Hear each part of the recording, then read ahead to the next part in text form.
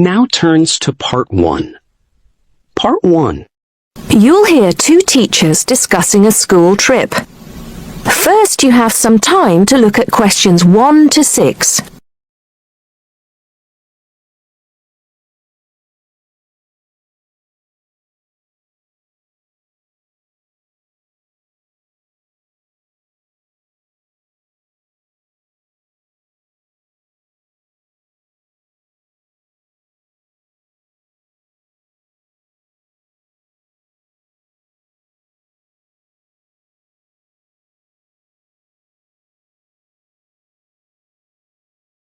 Now listen carefully and answer questions 1 to 6.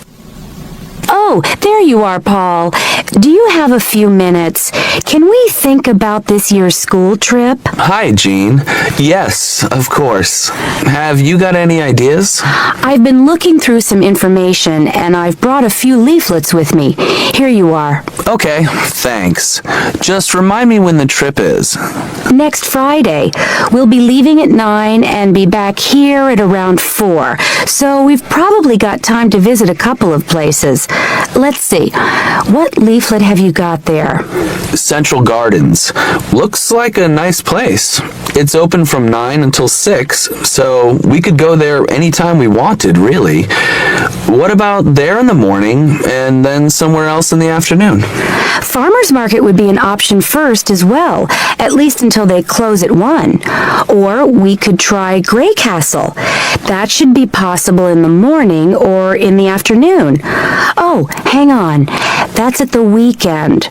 The last admission is at noon on weekdays. Greenhall says the same thing. Queen's Park opens at 8, so we could go there first. Or, according to these times, we could go there on the way back to school. Because they don't close the gates until sunset during the week. Okay, that gives us a few options. We went to Queen's Park a couple of years ago, didn't we? I seem to remember that the pupils really enjoyed it. It'd be nice to go somewhere new as well. I've seen groups from other schools going around Grey Castle. So have I. But then again, maybe we should play it safe and go to Green Hall. At least we've got experience of taking classes around there. Farmers Market is popular with other schools, though, so it must be interesting. It'd be good to go somewhere where someone can show the pupils around, explain things to them. I've been on a tour around the castle, and they do a really good job. I think they have guides at the hall, too, don't they? It says here that they used to, but don't anymore. You can get shown around Central Gardens, though. I think we'd have to do any explaining if we took the pupils to the market or the park. That wouldn't be a problem, though. No, and at least those two would be free, wouldn't they? I think all the others charge, and we'd have to get the parents to pay some money. I'm sure they wouldn't mind paying if it was a small amount. Let me check the leaflets. There's a special price for large groups at Grey Castle. Oh, but you can get into Central Gardens for nothing. Right. Oh, I've just thought of something. We wouldn't need to book anything if we were going to Queen's Park, but what about the other places? Central Gardens say you need to let them know if there are more than 10 people in your group, which would include us. The same at Grey Castle. Farmers Market says you can just turn up, and so does Green Hall. Right. Well, I suggest we take the pupils to Grey Castle for a tour in the morning. How does that sound? Yes, sounds good. We should contact them to book it as soon as possible. In the afternoon, we can do something a bit more relaxed at the park, and we'll have to think about going to Green Hall another year. Shame Farmers Market isn't open, but we can't change the day. So that's a decision then. Now, let's think about what we're going to get the pupils to do. It's a school trip, after all, and we should give them some work to do. Before you hear the rest of the talk, you have some time to look at questions 7 to 10.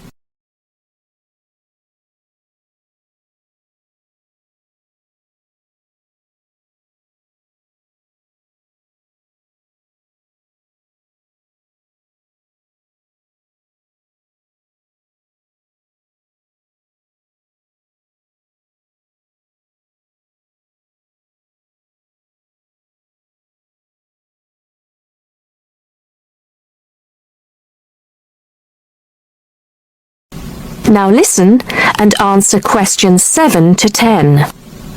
I think they should know something about the place before they go. That way they know what they're looking at, and they'll be able to write about it better when they get back. I'll put some information together to look at home and give them copies after the next lesson. Good idea.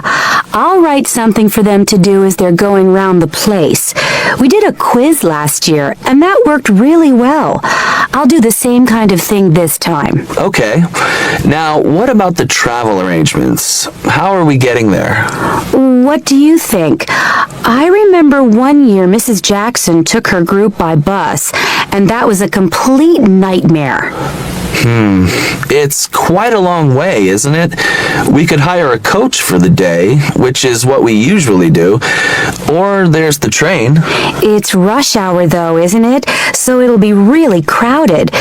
And it'll be more convenient for the rest of the day if we've got our own transport. Yes, we'll do that then. Anything else? Oh, we need to let the parents know what's happening. We could ask the office to call everyone. It would take too long with so many. I know when we send a letter home, there are always a few pupils who lose it, but not all the parents have email yet, so I don't think we have any choice, really. I'll write something and take it to the school office this afternoon. Right. I'll go and tell the pupils the good news. That is the end of part 1. You now have half a minute to check your answers.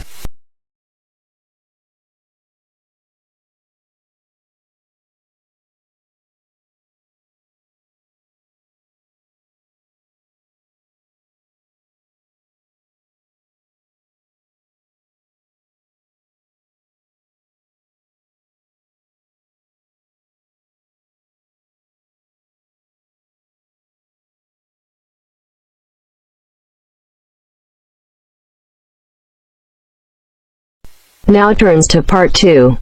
Part 2. You will hear 2 students and their tutor discussing a survey project. First, you have some time to look at questions 11 to 16.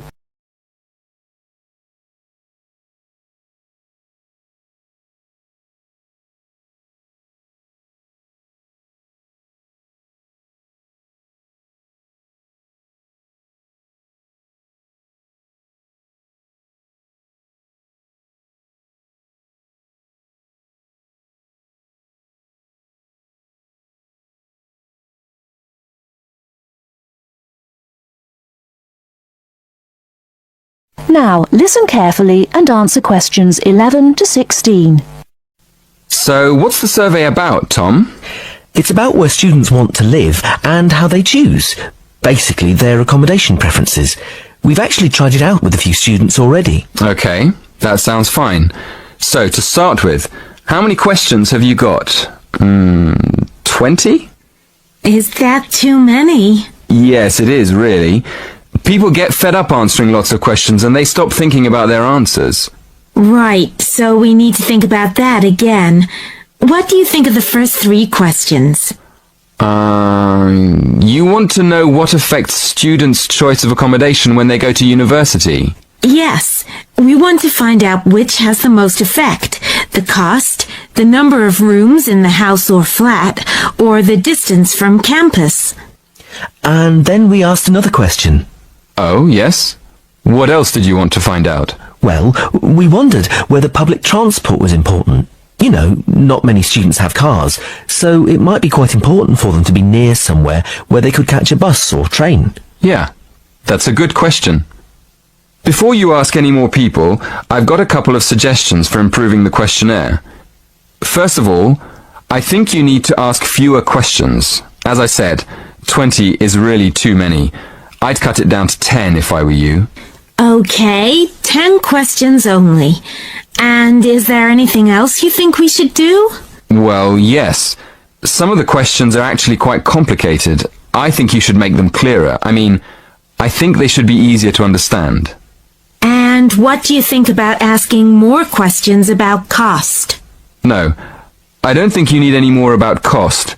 But you could ask a couple more questions about the reasons for students' decisions. So we should ask some more questions with why. Yes, I think you'd get quite a lot more information if you did that. Thank you. Before you hear the rest of the talk, you have some time to look at questions 17 to 20.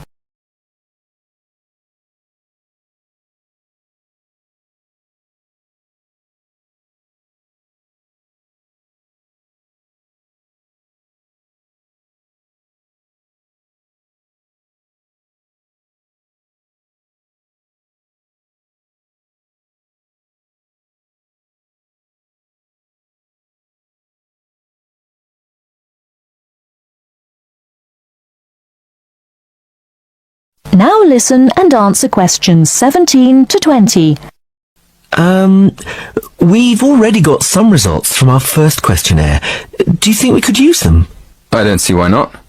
What have you found out so far? Well, the number of rooms was only important for 16% of the people we asked.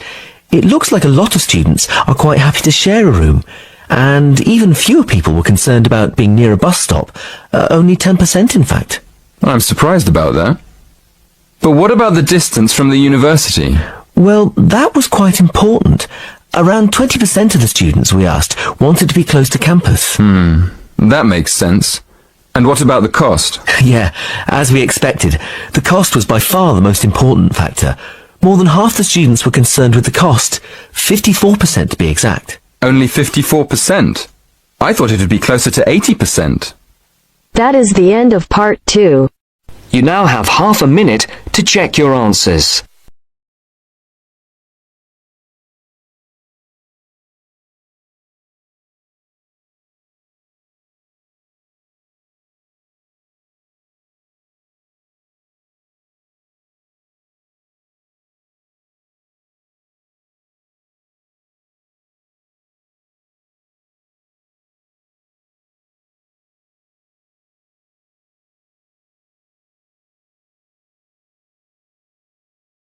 Now turns to Part 3.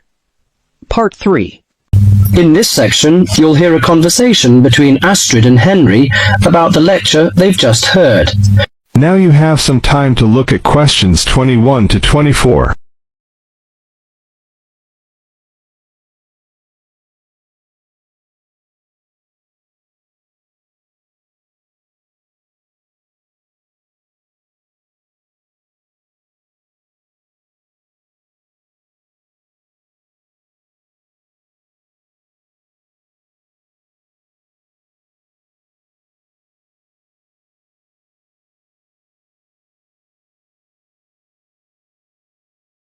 Now listen carefully and answer questions 21 to 24. Henry, don't you think Dr. Adams' lecture was really very good? He could talk about the telephone directory and make it interesting. All his lectures are like that, Astrid. He's just one of those people. I wish we had him as our tutor. I bet you that he is very demanding, though. Boris is in his tutorial group and agrees that he is brilliant, but he puts them under a lot of pressure. But don't you think that's good? Perhaps. Anyway, he's interesting and rather funny. Did you take lots of notes in the lecture? Yes, actually I did. In fact, several pages. I didn't think I had taken so many. I was that busy listening to what he was being said that I didn't take many notes. Can I photocopy yours? I don't think that's such a good idea. You won't be able to read my handwriting, and sometimes I write them in English and sometimes in Arabic. Now you have some time to look at questions 25 to 30.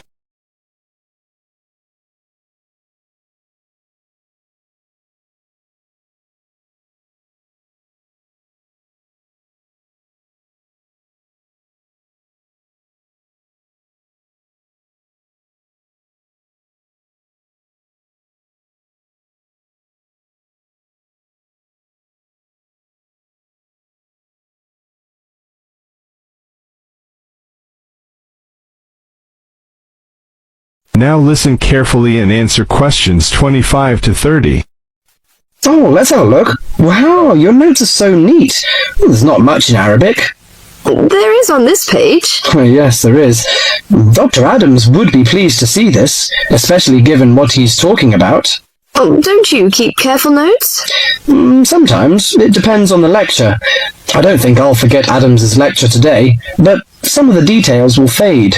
I type up everything afterwards, so you can have a copy then, and you can fill in anything I've missed. I'm not so good on the broader concepts. I'm better when it comes to detail. Just what Adams was talking about. Well, I am definitely a detail person. I need to have everything written down before I can get the concepts clear in my head. And I am the complete opposite. I find all the detail clutters up my mind, and I get very frustrated, which was just what he was on about. He mentioned a book he had written. He mentioned several. The one on space and the individual. Yes, called My Space. It's on the book list. So it is. I think I'll get that out of the library, or get my own copy. Did you get what he said about spatial awareness? I didn't really. Yes, it was fascinating. I can't be as eloquent as Adams was, but I know several people who are frighteningly intelligent, but they have difficulty reading simple directions, even when getting to places that they know very well. I find that difficult to understand. Everyone learns the way to walk to the shops and things like that. You mean just the way people learn spelling? You know, people misspell words, make mistakes in countless areas of their lives, and going in the right direction is just the same. Remember what Adam said about the number of people who cannot tell left from right, north from south, and so on? Do you know which way is north? It's that way. You see, I couldn't have told you that. Really? I haven't a clue which way is which. That's why I'm always getting lost when I go out on my bike.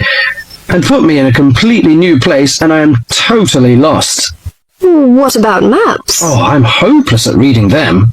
But then you're brilliant at writing essays and getting all the ideas down in the right order, and I don't know where to start. Again, just what Adams was talking about.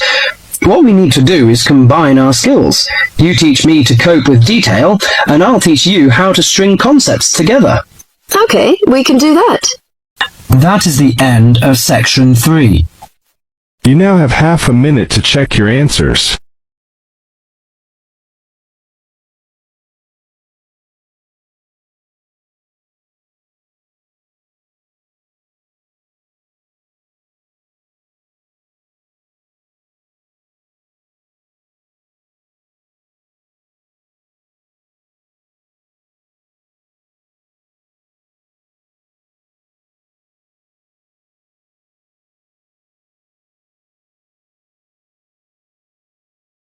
Now turns to Part 4. Part 4. You will hear an introduction about an eco-friendly building called the Gherkin. First, you have some time to look at questions 31 to 40.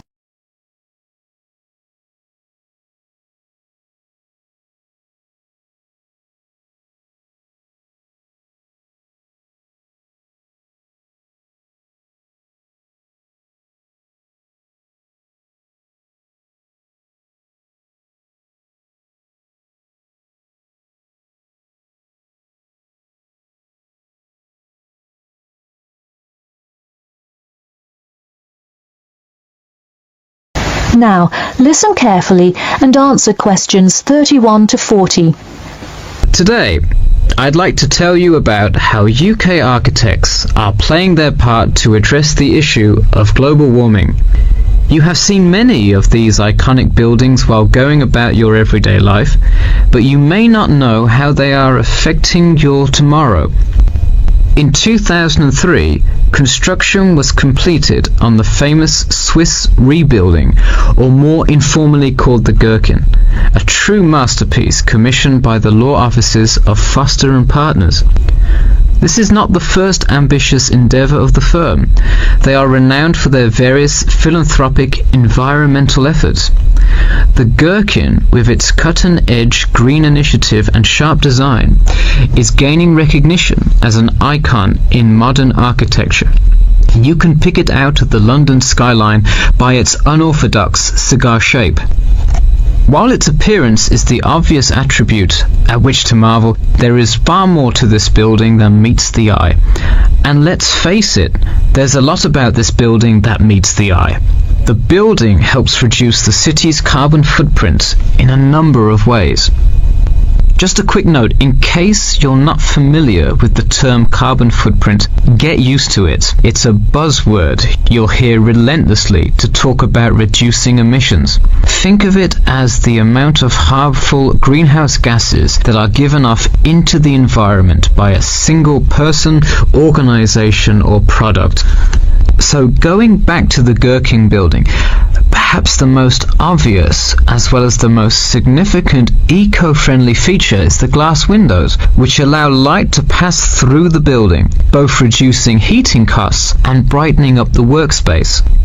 The ingenuity behind the various eco-friendly aspects of the Gherkin has seen its fair share of publicity, both from serious and silly sources. In a recent April Fool's Day edition, One e-publication printed a story detailing plans to replace 50% of the current exterior with grass, which would not only make large steps in the name of sustainability, but also give the building the green hue that would truly earn it the nickname of the Gherkin. The only drawback is, as you may have guessed, that this story was an April Fool's Day joke and completely made up. In all seriousness though, the building is setting a new standard of design that other architects and city planners just cannot ignore. The building's bold and cost-efficient design has won a number of architecture awards, including the Sterling Prize, the London Region Award, and the Empress Skyscraper Award, among others. The design comfortably accommodates a large number of offices, while keeping maintenance and operation costs down, striking a superb balance between nature and the workplace. Nature is well and good, as long as the weather is nice outside. Given London's notoriously bad weather, the architects knew they must devise a quality temperature regulation system, and that they did. A special system designed to reduce the building's reliance on air conditioning was devised that cuts consumption in half compared to standard office buildings. There are atria that link each floor vertically to one another, forming spiraling spaces up the entire building. They serve not just as social common spaces, but also act as the building's lungs, distributing clean air from the opening panels in the facade through the entire building. The building isn't all business though. It has its fair share of fun as well. At the very top, a club room offers a picturesque entertainment spot for company functions, private parties, etc., with a breathtaking panoramic view of the city. The creation of such an innovative structure has many wondering what the future of urban planning and architecture may be. Well, if the other projects currently commissioned by Foster & Partners are any indication, the entire city constructed with similarly eco-friendly buildings is not far in the distance. The Masdar city development aims to create a desert city that produces zero waste and removes as much carbon dioxide from the atmosphere as it puts in, a huge feat in protecting our Earth. The Gherkin is a truly impressive feat, yet it is not the only one worth noting. Now to move on to another green initiative, I'll tell you about the Eden Foundation building found in Cornwall. That is the end of part 4. You now have half a minute to check your answers.